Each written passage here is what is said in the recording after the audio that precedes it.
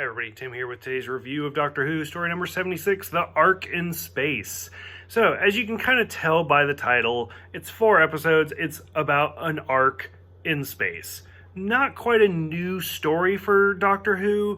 We've seen it like way back in the first Doctor where they encountered an Ark, and they even kind of talked about in that story. It's like, oh, you're like Noah's Ark, like you're trying to save mankind. Okay, it's kind of interesting. In this one, they kind of beat you over the head with it, where it's like, oh, they even have a character named Noah, and they're like, oh no, it's a joke. Yeah, we got it. It's funny. Whatever. Move it along.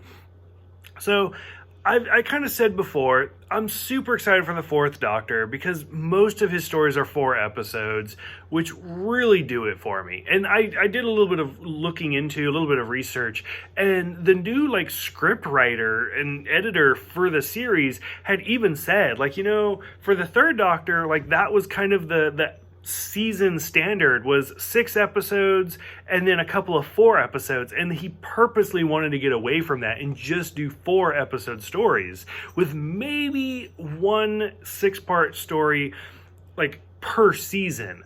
Absolutely love that idea. Totally works for me.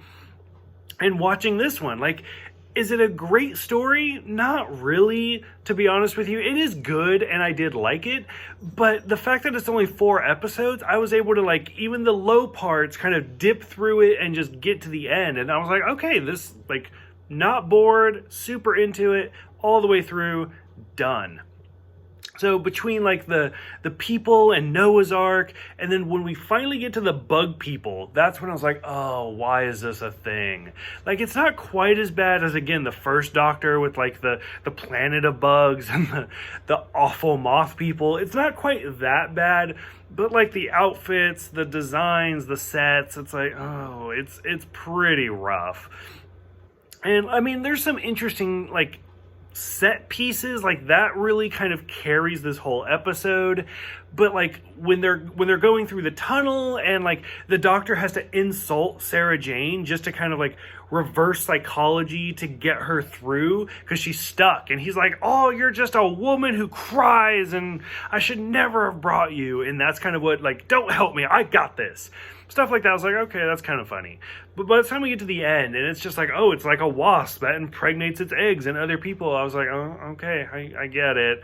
And it's just, I don't know. By the time I got to the end and just the bug outfits, didn't quite do it for me.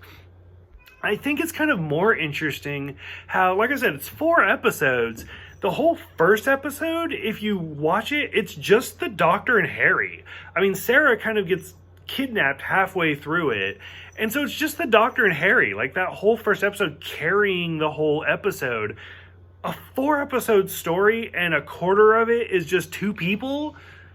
That's actually really good storytelling. The fact that they're able to do it, and like it doesn't miss a beat. It's actually kind of the more interesting part. Once we start meeting the actual crew and the insects and stuff like that, that's actually where it kind of starts to go down for me. So I don't know. I do think this is a really interesting story, and I did like it. I didn't think it was great, but I did really enjoy it. So for those who have seen it, what did you guys think? Like, did it remind you of the first Doctor? What did you think about the set pieces? What did you think about like the insect outfits? Go ahead, let me know. Thank you guys for everything, and I'll see you guys next time for the Sontaran Experiment.